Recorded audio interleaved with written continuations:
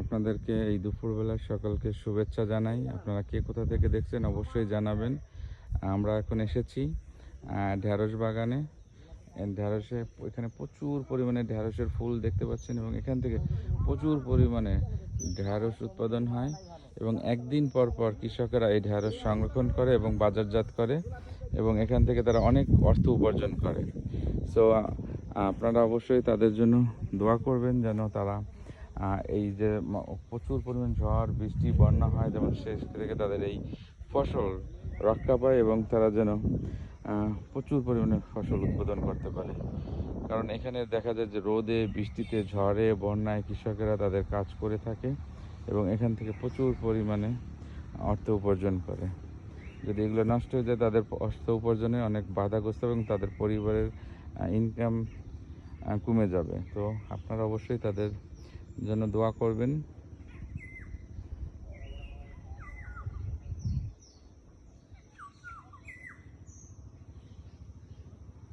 হ্যাঁ বন্ধুরা, আপনাদের দেখাচ্ছি খুব কাছ থেকে ঢ্যাঁড়স দেখাচ্ছি। দেখা যাচ্ছে এখানে কয়েকটা ঢ্যাঁড়স হয়েছে, কারণ যারা ঢ্যাঁড়স সংরক্ষণ করেন তারা প্রতিদিন একদিন অন্তর অন্তরে এই বাগান থেকে ঢ্যাঁড়স সংরক্ষণ করে এবং অনেকে এটাকে ভেন্ডি বলে এবং অনেকে ঢ্যাঁড়স বলে, যে যে নামেই ডাকেন, ঠিক আছে। হ্যাঁ, কিন্তু এটা একটা খুবই ভালো সবজি আমরা জানি এবং এটা সবাই কম বেশি পছন্দ করে।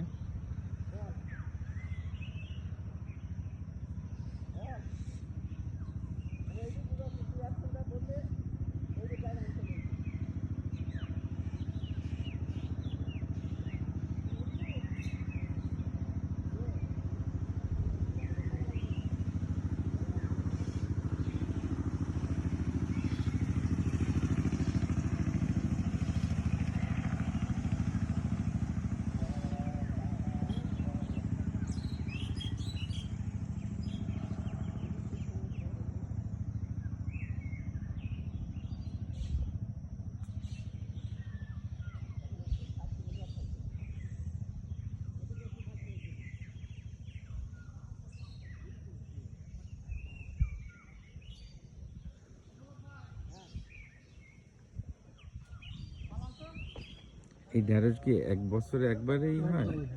এদের পরে আবার নতুন করে লাগাইতে হবে? ও আচ্ছা আচ্ছা। এটা কত মাস থাকবে? এটা 3-4 মাস থাকবে। 3-4 মাস, তারপরে মারা যাবে? তারপর মারা যাবে। কিন্তু ফলন তো এবার খুবই ভালো হয়েছে না? দেখতে তো খুবই ঢ্যাঁড়স প্রত্যেকদিন প্রতিদিন